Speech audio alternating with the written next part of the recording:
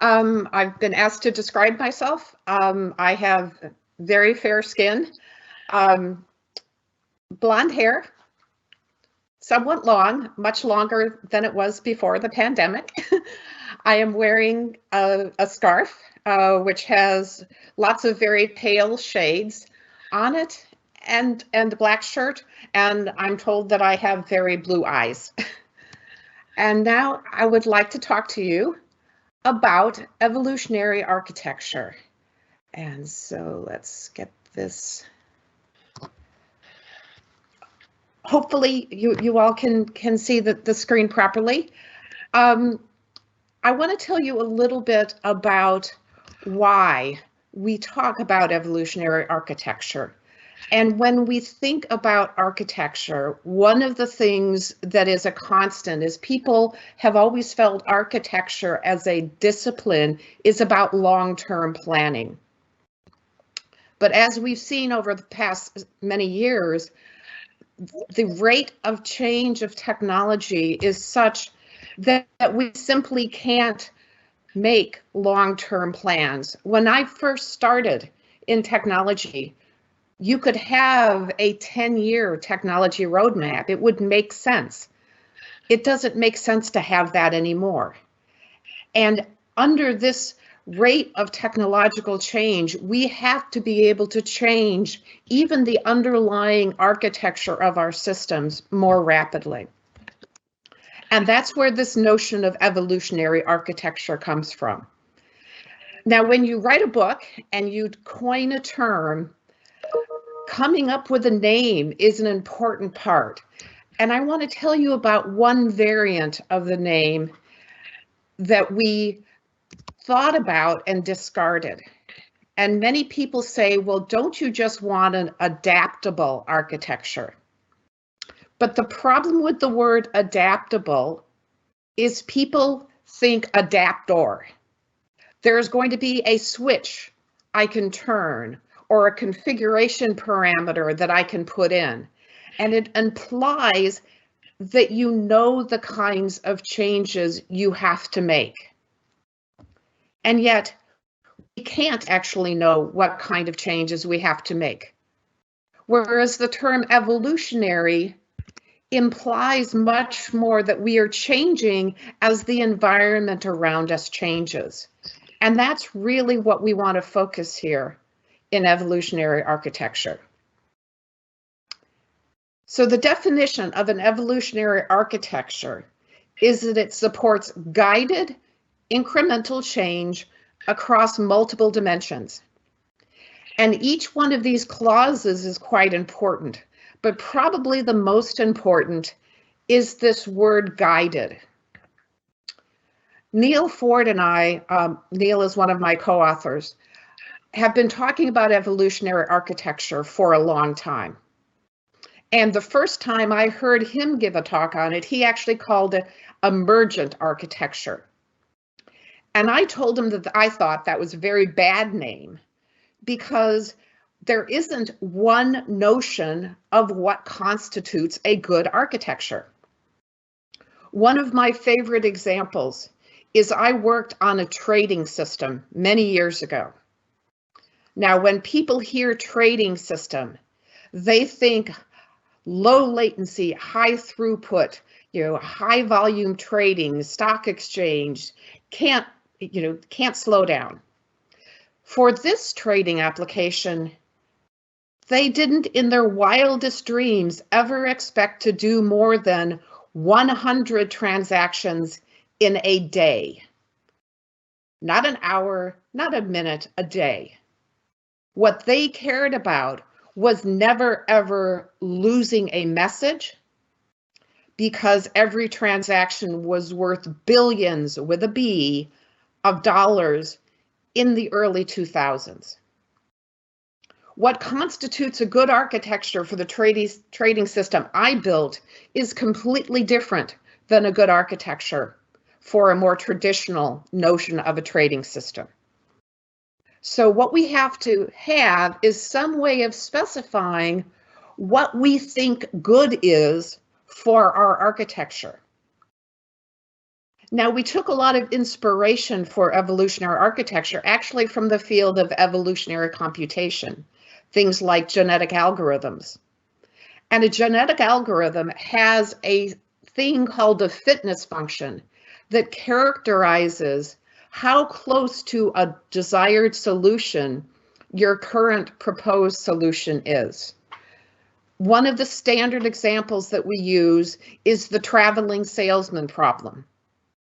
You have a salesman that needs to visit all of these different cities, and you want to construct a path through all of those cities where you visit all of them, but in the shortest possible distance. And so in that case, the fitness function is the distance that that particular path represents. And this fitness function tells you how good a solution is. So we borrowed this notion, and we want to talk about an architectural fitness function. And this fitness function is going to help us understand how close our architecture is to what we want it to be. Now, these fitness functions are nothing new in technology. If you've ever run a load test and measured how many simultaneous users you can support, you've worked with a fitness function.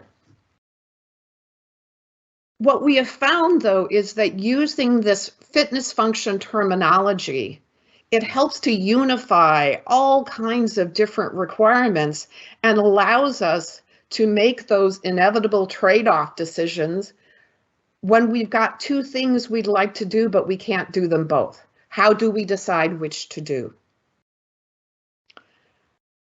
There are various types of fitness functions, and I don't want to go into this. But the single most important thing about a fitness function is that you and I won't disagree on what the answer is. So a fitness function that says the system must be maintainable, that's not a fitness function. What do you mean maintainable? Or it must be robust. Is that 3 nines of availability or 5 nines of availability? Fitness functions have to be specific enough, much like acceptance criteria for our functional requirements. You have to be able to have an unambiguous definition of done. And that's what's most important for these fitness functions. And some examples. If you've ever put in a static check, for example, on cyclomatic complexity or cyclic dependencies, that's a fitness function. If you've done monitoring to see whether your CPU utilization ever goes above a particular threshold, that's a fitness function. Probably one of the most interesting fitness functions is actually Netflix Simian Army. The chaos monkey, the doctor monkey, all of those different participants in the simian army are a kind of fitness function that determines how fit for purpose a particular application is. And the nice thing about these fitness functions is if these are automated and if these are running all of the time, anything that is covered by a fitness function you don't have to worry about anymore. The doctor monkey, for example, in the simian army, will kick out of the system any RESTful endpoints that are not properly configured. So you no longer have to do any code review to look at the configuration of RESTful endpoints because they can't get into production. If you put in a cyclic dependency check into your build, you never have to look at those things in a code review context. That's what fitness functions can do for you. The second important part of our definition is incremental change.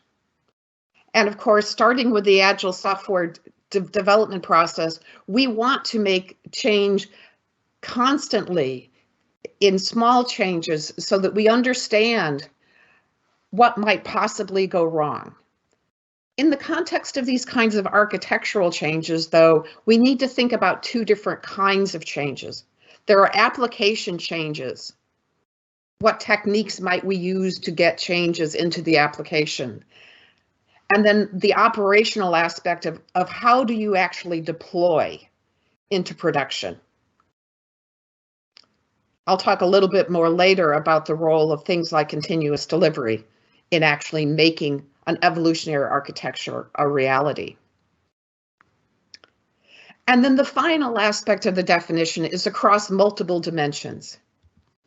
And we architects all love our ilities. This is a list of ilities from Wikipedia. And there are lots of them. And you can't ever get them all. And in fact, if you look carefully at that list of ilities, some of them are incompatible. You can't get both. What we're proposing with evolutionary architecture is to add a new ility to this list, which is evolvability. And just like all of these other ilities, it may not be appropriate for your particular application. As we are constructing the fitness functions for our particular architecture, we need to decide across all of these different ilities which are the most critical for the success of our application. And evolvability might not be important to you. But in an enterprise context, with legacy data, with lots of customer-facing systems, evolvability needs to have a place, almost always, in what constitutes good for an architecture.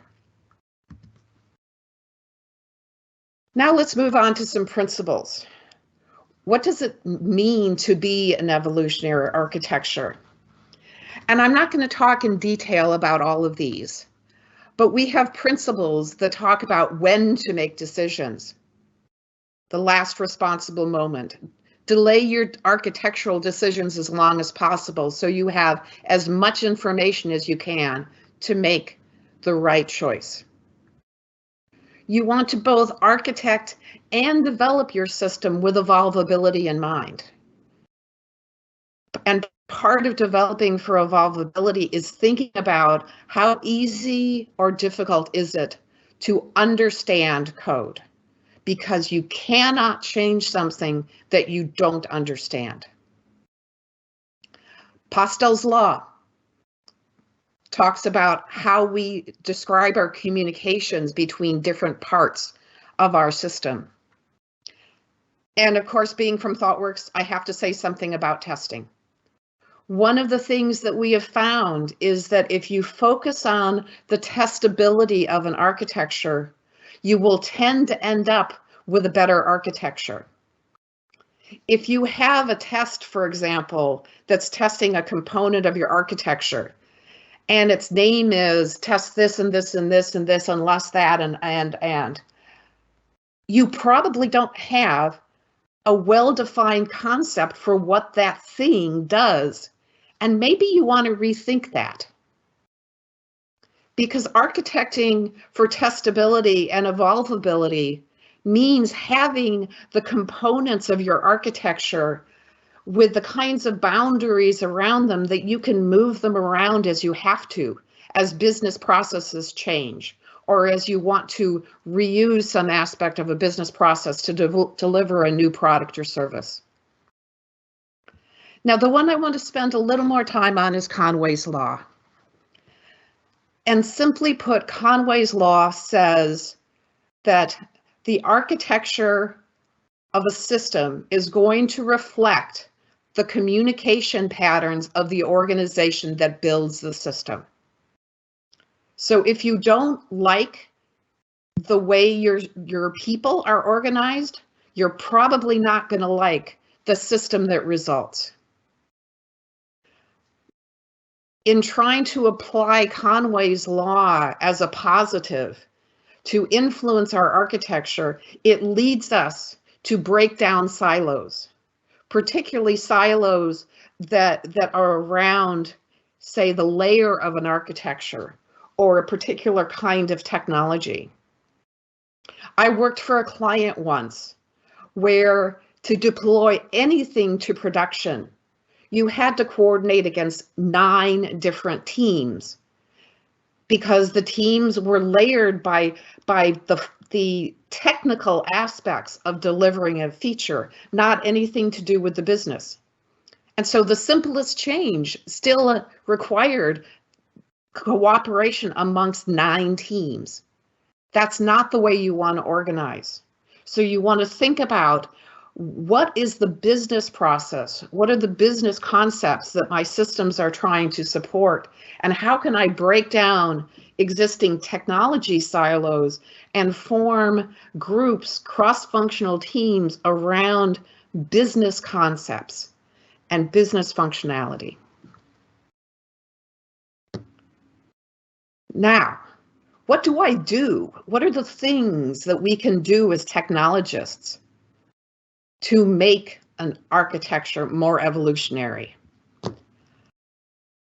And I could give you an entire day, if not a week-long workshop on these individual topics. And so I'm going to focus most on the first and the last. I want to take a little bit of time, though, to talk about choreography. Because choreography over orchestration, this is much like the trade-offs we have to make around microservices. You can get a tremendous amount of flexibility in a choreographed architecture, but you pay for that in a significant increase in the complexity, particularly around error handling. And so you may decide that's a level of evolvability that you simply do not need.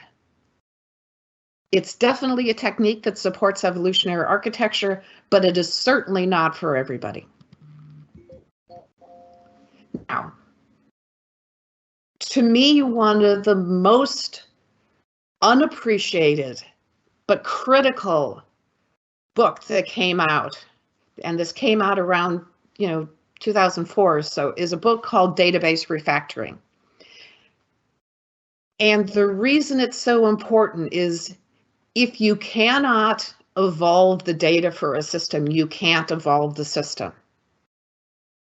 And having been involved in the Agile software development movement for so long, I've heard many different disciplines say, well, it's okay for developers to be Agile, but I need to have my full use case or full user journey or complete mock-up.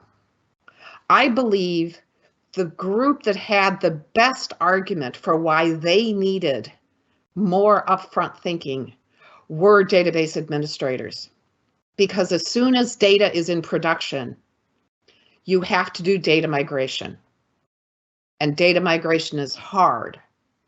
And this book, Database Refactoring, breaks down the problem of large-scale schema changes into smaller database refactorings that it doesn't eliminate the problem of data migration, but it simplifies it.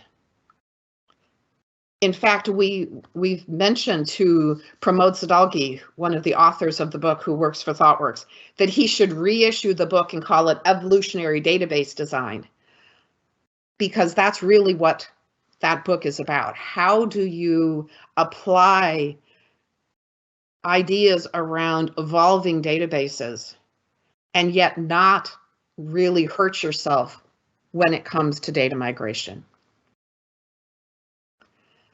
Another critical technique that provides support for evolutionary architecture is continuous delivery. And over the years, I've had people say to me, don't you think you're being irresponsible to talk about evolving an architecture? The architecture is the foundation upon which our systems are built. People don't say that to me anymore. They don't necessarily know how to make their architecture evolvable, but that they at least accept the fact that technology is changing too rapidly to expect to be able to solidify that architectural base in that same way. But without the discipline of continuous delivery, applying many of the techniques of evolutionary architecture is quite dangerous. What continuous delivery allows us to do is de-risk the entire deployment process by making sure our deployment is automated, making sure we have a comprehensive suite of tests to know whether or not our systems are configured properly and our applications have been deployed properly, so that we know what the configuration of a particular system is that's running in production, so we don't have to take into account, oh yes, that's right, server number 12 has always been weird because it's configured differently. You don't want those things in an evolutionary architecture. So continuous delivery is a critical enabler for evolutionary architecture. And one of the real advantages of this is once you have an architecture that is underpinned with continuous delivery and has this notion of evolvability, you can start to think more with an experimental mindset. What are the ideas, the new products or services that I want to make available to my customers? And I don't know whether it'll be successful or not. How do we establish a platform for experimentation where we have the right kind of metrics and monitoring to know, did our idea actually work? Did this change in the user interface result in an increase in completed shopping carts or not? We want to be able to experiment with as many different ideas as possible because we don't know what's going to be the most successful idea. But we can only do that if we have a platform that de-risks experimentation as much as possible. And that's what these ideas around continuous delivery and evolutionary architecture allow us to do. It allows us to take on the risk of a particular experiment because we don't have to worry about underlying risk associated with things like the deployment.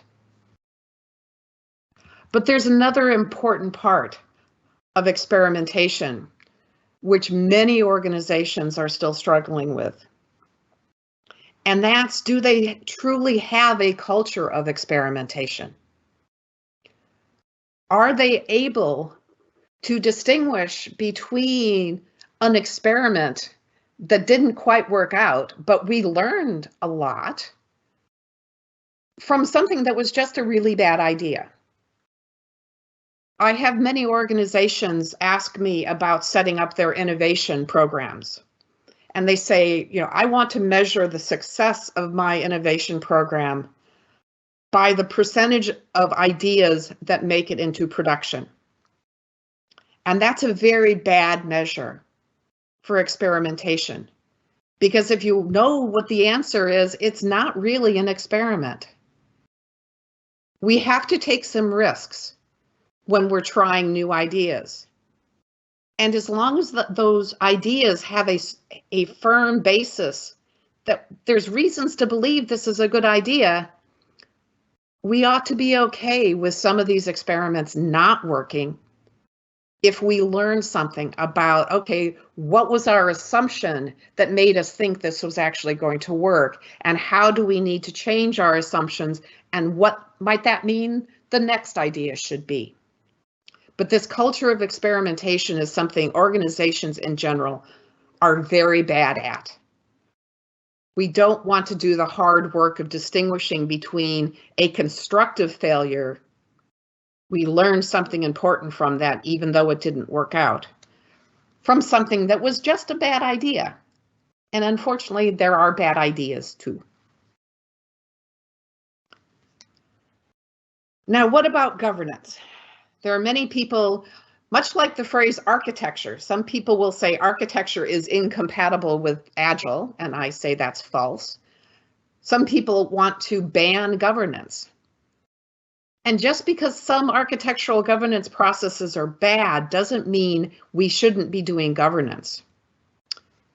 In the context of evolutionary architecture, we are trying to move to fitness function driven governance. A central architecture group is not putting up a big diagram that says, here's what the target implementation is. But that central architecture group is specifying what are the outcomes that I want you to achieve. What is the level of security or data protection? What is the level of resilience? How many nines do you need? What is the level of scalability in particular operational contexts?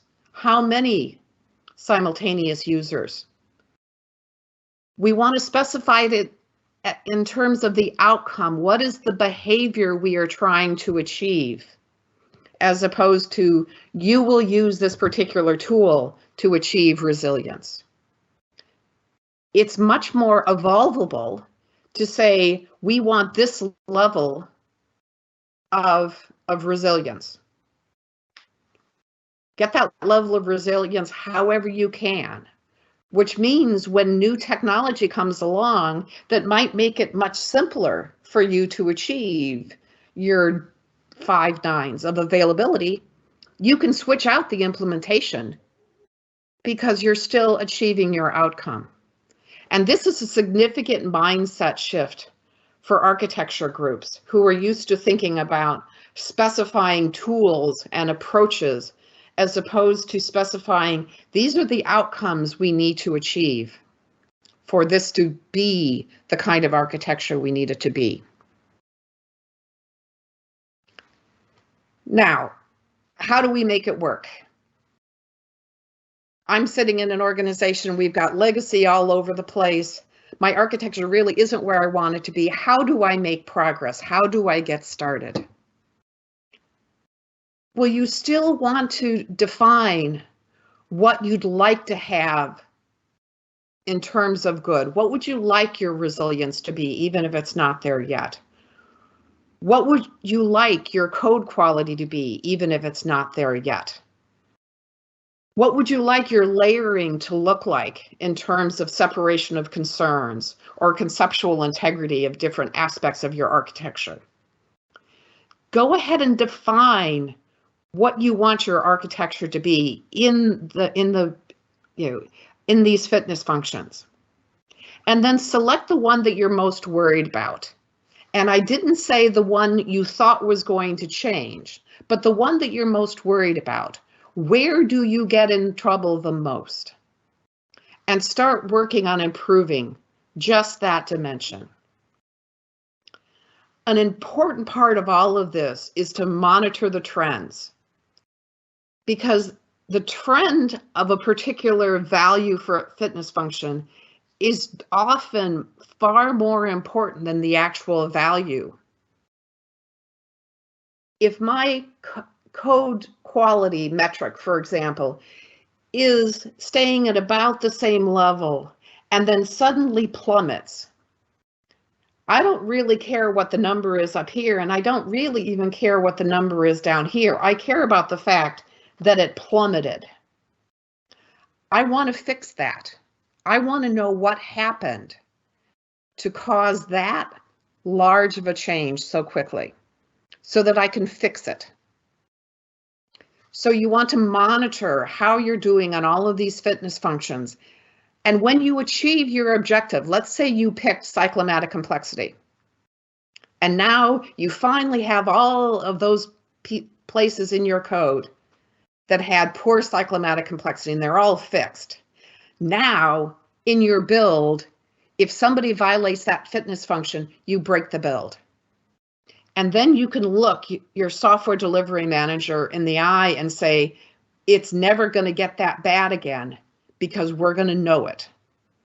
And that's why it's so important to monitor these things. And finally, we also have to evolve our fitness functions because the business context in which you're operating is still changing. The technology landscape is still changing around you. Perhaps you've acquired a new business. Perhaps your competitors have done something that you have to respond to quickly. If you're not evolving your fitness functions, if you are not reevaluating, is this still what I want my architecture to look like, then you're not really evolving your architecture, because those fitness functions need to evolve along with it. We need to change our thinking about target architecture from that diagram on the wall, which is static, to this evolving, living composition of all of the fitness functions that say, what are the utilities that are most important for me? Is it throughput? Is it uptime? Is it scalability? Is it security? What is the balance amongst those? And as you evolve your fitness functions, then you reevaluate, okay, what are the architectural choices I made in the context of my old view of what constitutes good, and how do I have to change those decisions now? Because the reality is, as the world is now, our architectures, our systems are going to continue to evolve. And we have to just accept that and change with how the environment is changing around us. Thank you very much. And now I will stop sharing and we can start taking some questions. Hello, Rebecca. I'm Hello. going to mediate the questions, and I'm going to translate whatever is in Portuguese to English. And I'm going to take a minute to speak in Portuguese and present myself to the audience, okay? Okay. Oi, pessoal, sou o Igor, trabalho aqui no Rio Digital, na área de plataformas digitais. Eu sou um homem branco, uso barba e bigode, estou com óculos armação redonda. Meu cabelo já foi mais preto, tá puxando ali para o grisalho, mas eu estou no início da paleta ainda. Não estou tão grisalho quanto os colegas. Estou usando uma camisa cinza com a logomarca do Globoplay no peito grandona, de um lado ao outro da camisa. So I'm gonna go back to English now and talk a little bit about, we have plenty of questions and I'm gonna answer. I'm gonna ask. I'm gonna have to choose, and we have some good ones here.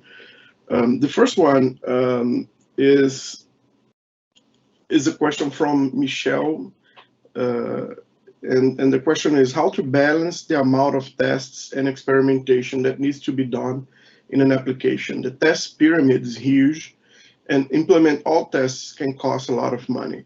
If you experiment so much, you can lose time to market. So what are your thoughts about that? Well, it is definitely trade-offs that we have to make. I would say that by properly instrumenting your production systems, you can support a level of experimentation that at least allows you to understand how your customers are responding to some of the experiments that you're running. But you also have to think about where do those experiments fit in the context perhaps of new functionality that you're rolling out for another reason. It's always a trade-off. All of the decisions we have are a trade-off, and what we try to do is lower the barrier to change as much as possible while still maintaining that safety net. And where that balance point is it's an art to figure it out. Okay. Thank you very much. Another question this one was anonymous. In the context of Globo, resilience and performance are features and characteristics that are very important, extremely important to our business. Load performance tests could be, in the development pipeline, could be considered a fitness function. Yes, yes. And what you would do, for example, in performance test, is you would have, here is my threshold for the level of performance I need to meet. And if your test in the pipeline shows that you're getting closer and closer to that limit, you might want to think about, okay, what's going on here? Am I adding sufficiently complex functionality that it makes it harder to achieve my performance target? Or did I just get kind of sloppy and not implement things as efficiently as I could have? But that, in particular for performance, monitoring those trends is really important. Okay, thank you. One last one before we go to the break. What's your vision on systems observability in the aspect of learning in the future of experimentation? So a couple of thoughts on observability and learning.